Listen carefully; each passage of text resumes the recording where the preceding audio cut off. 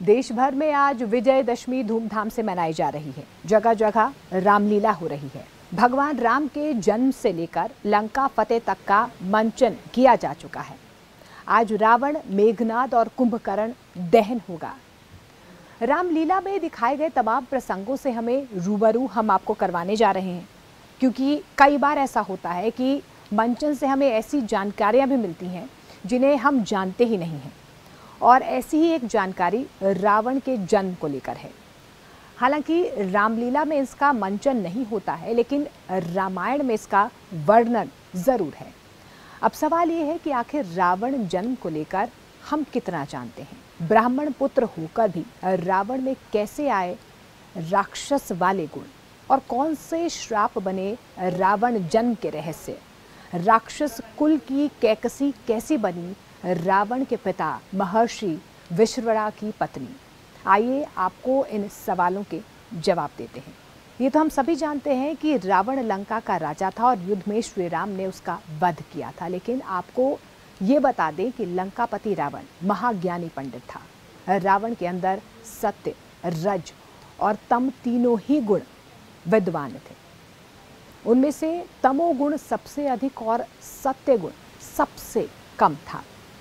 वाल्मीकि रामायण के अनुसार रावण पुलत्स्य मुनि के पुत्र महर्षि विश्रवा और राक्षसी कैकसी का पुत्र था। ऐसा माना जाता है कि उसका जन्म 3 श्राप के कारण हुआ था। एक श्राप सनकादिक बाल ब्राह्मणों ने दिया था, और इसी तरह अलग अलग जगह 2 श्राप का और भी जिक्र किया गया है। ब्रह्मा जी से वरदान के बाद राक्षसों का बढ़ा अत्याचार, यानी कि किस तरीके से वाल्मीकि रामायण में इस प्रसंग को लिखा गया है।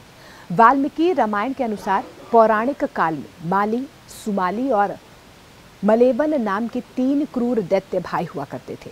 तीनों ने ब्रह्मा जी की तपस्या की, जिससे प्रसन्न होकर ब्रह्मा जी ने उन्हें बलशाली होने का वरदान दिया।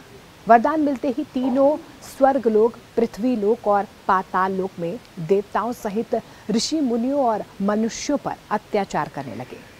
इससे संपूर्ण पृथ्वी लोक परेशान होकर भगवान विष्णु से मिले। आगे क्या हुआ? जब विष्णु भगवान से मिले, अत्याचार जब काफी बढ़ गया, तब ऋषि मुनि और देवगण भगवान विष्णु के पास गए और अपनी व्यथा आप बीती सुनाई। इस पर भगवान विष्णु ने कहा कि मैं इन दुष्ट राक्षसों का अवश्य विनाश करूंगा।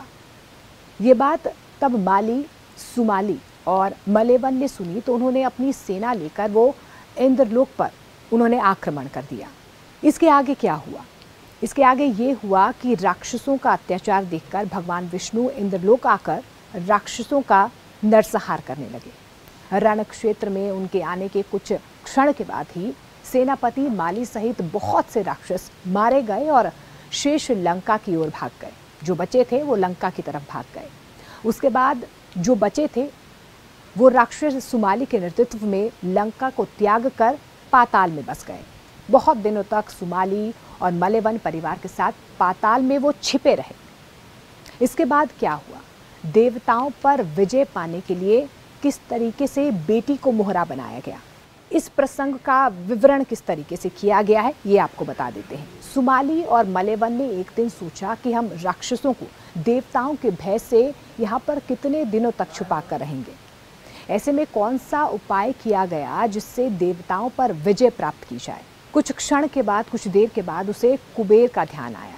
तब उसके मन में ये विचार आया कि क्यों ना वो अपनी पुत्री का विवाह ऋषि विश्रवा से कर दे, जिससे उसे कुबेर जैसे तेजस्वी पुत्र की प्राप्ति हो जाए।